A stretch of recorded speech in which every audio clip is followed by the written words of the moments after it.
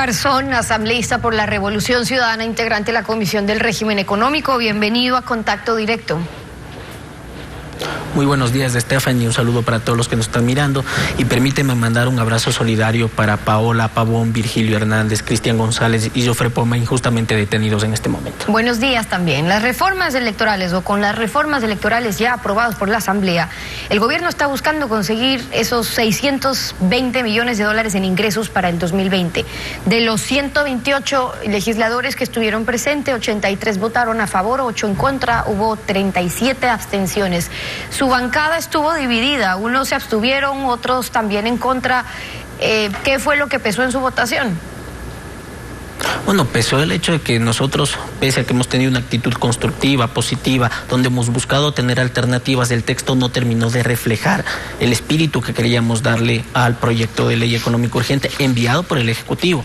Nosotros habíamos buscado construir un mejor documento. Desgraciadamente, al revisar el texto, bueno, pues este no reunía los requisitos, incluso los acuerdos a los cuales se había llegado anteriormente en la mesa. En ese sentido, nosotros lo que no vamos a permitir en un momento dado es que se afecte el bolsillo de los ecuatorianos y que también se maneje el Estado de forma absurda. Le escuchábamos al presidente de la Comisión, Daniel Mendoza, hablar más bien de los consensos que se había logrado con una gran mayoría de legisladores. Usted hablaba de la necesidad de incluir otras propuestas y que habían sido ignoradas incluso en un primer debate. ¿Cómo cuáles fueron las que quedaron fuera, que a su juicio están aún pendientes? Bueno, por un lado, ¿por qué se ha de afectar al bolsillo de los consumidores? ¿Por qué se ha de incrementar, por ejemplo, lo que tiene que pagar una persona por su plan de celular, cuando las empresas telefónicas están ganando millones de dólares en el Ecuador? ¿Por qué no incrementarles a ellas un poco el impuesto sobre la renta con un mismo nivel de recaudación? Esas fueron las alternativas que nosotros planteamos para la mesa y la Comisión de Régimen Económico para el proyecto de ley.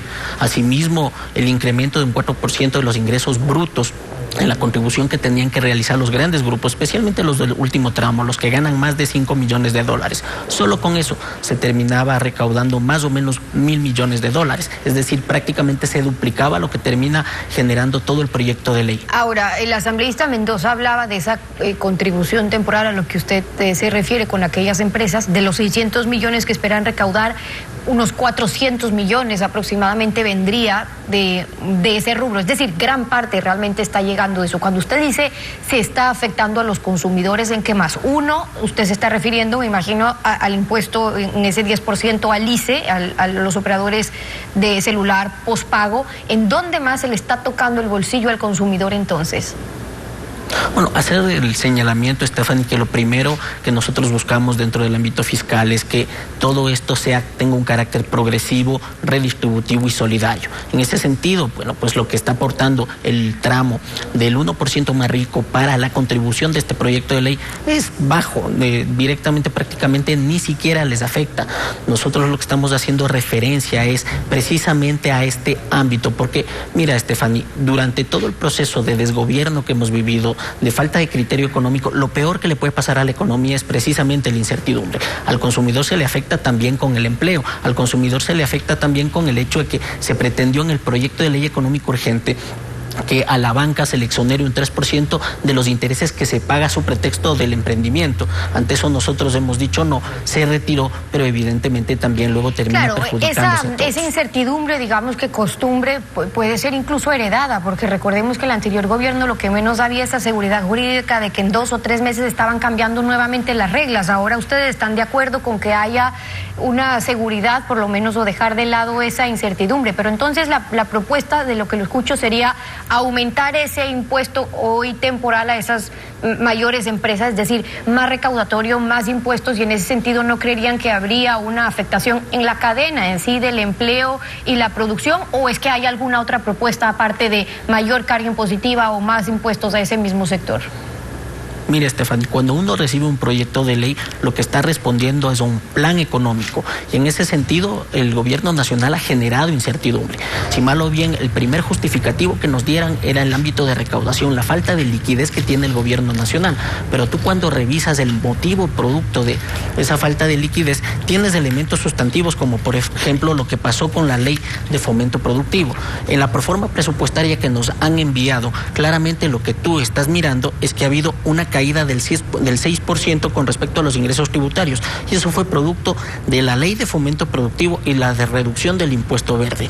Ante eso, las alternativas son muy claras. Vamos a ver, lo primero que tiene que hacer la economía, si quiere generar empleo, emprendimiento, fomento de la inversión, es, por ejemplo, bajar los tipos de interés a la banca. Y eso se hace a través de las competencias que tiene el propio gobierno, a través de la Junta Monetaria, donde tú, si reduces el tipo de interés, lo que haces es incrementar la inversión. Con un incremento de la inversión generas empleo, crecimiento económico, y gracias a ese dinamismo económico lo que consigues es que la economía crezca y ahí incrementar. Entonces, esa es una alternativa de lo que están planteando en relación a las tasas de interés. Ahora, en cuanto a las acciones que no se han tomado, ¿ustedes qué piensan sobre la no renegociación que se da, por lo menos hasta ahora, de los contratos con China, por ejemplo? Creo que se ha perdido el audio durante un momento. Vamos a intentar reconectar. Confírmeme si usted me escucha bien ahí. Sí, ahora le estoy escuchando.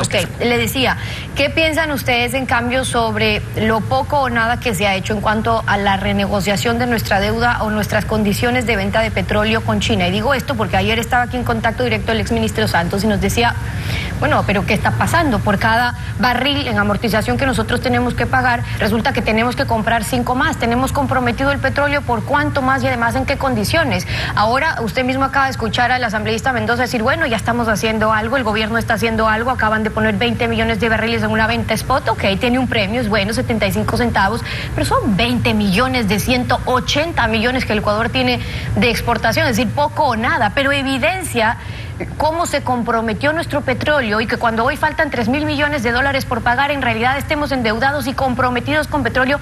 ¿Cuántos años más por la negociación en la que se puso a nuestro petróleo, por no decir se regaló y se comprometió nuestro petróleo en otras condiciones después? ¿Y qué pasa sobre eso? ¿O qué se ha hecho sobre eso?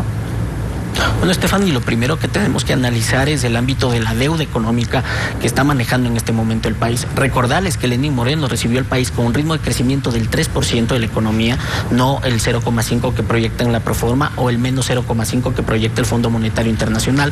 Segundo, recibió la economía con un 27% de endeudamiento del Producto Interior Bruto. Y en palabras del ministro Martínez, en este momento nos encontramos en el 52% y con unas condiciones mucho peores. En ese momento, el tipo medio de endeudamiento era más o menos entre el 5 y el 6%, y en este momento estamos por encima del 9%.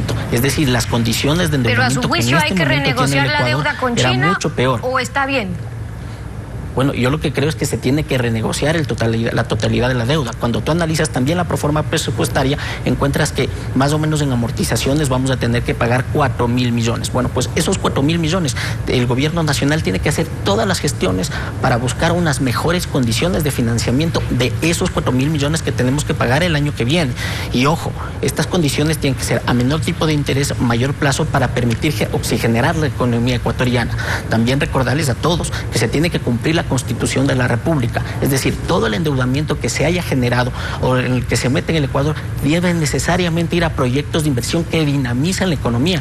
Muchas veces se ha dicho que todo el recurso de endeudamiento ha sido un peso para la economía, pero no, señores, es también una inyección para el sector privado, porque las carreteras, los hospitales, claro, depende cómo se lo haga, porque si hay endeudamientos, lo construye el sector privado. Depende cómo se lo haga, porque si hay endeudamientos para proyectos como por ejemplo una refinería de 1.500 millones de dólares que terminó sin ser refinería, sino simplemente aplanar un terreno, y hoy le cuesta eso, y ese es el saldo y la factura que están pagando ahora los ciudadanos a los que usted está o dice estar defendiendo, evidentemente no es que aporten la inversión ni a la producción ni al empleo, proyectos como esos. Si me permites, con respecto a lo de la refinería, detrás de eso no solo hay un aplaneamiento, una remodelación de tierras, hay también la construcción de un acueducto, de un sistema de caminos alrededor de la zona, de una proyección. Habría que reanalizar. Claro, pero ¿de qué está sirviendo eso? Pero incluso no solo el acueducto, eso, el terreno y el terreno, ¿está sirviendo para algo? ¿Nos está generando algo?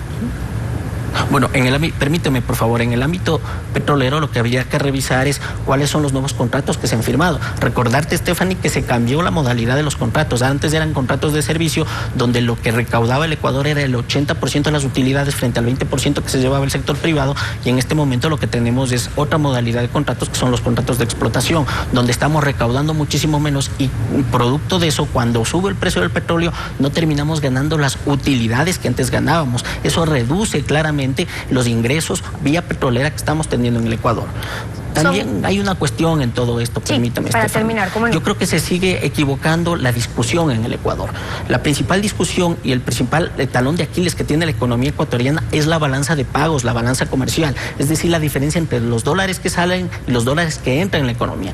El ámbito fiscal sí es una complicación, pero es algo discutible. Lo que pasa en la economía ecuatoriana, por ejemplo, es que durante los 27 meses que ha gobernado Lenín Moreno, más o menos han ingresado en saldo neto 6.000 millones en la economía ecuatoriana, pero vía importaciones se han ido otros 6.000 millones. Es decir, nos quedamos igual sin crecimiento y con un conjunto de necesidades que tienen los ecuatorianos. Esas son algunas de las observaciones de Esteban Melo Garzón, asambleísta por la Revolución Ciudadana, integrante de la Comisión del Régimen Económico. Gracias por haber venido acá a Contacto Directo. Muchas gracias a ti, Estefan. A usted, 7:29.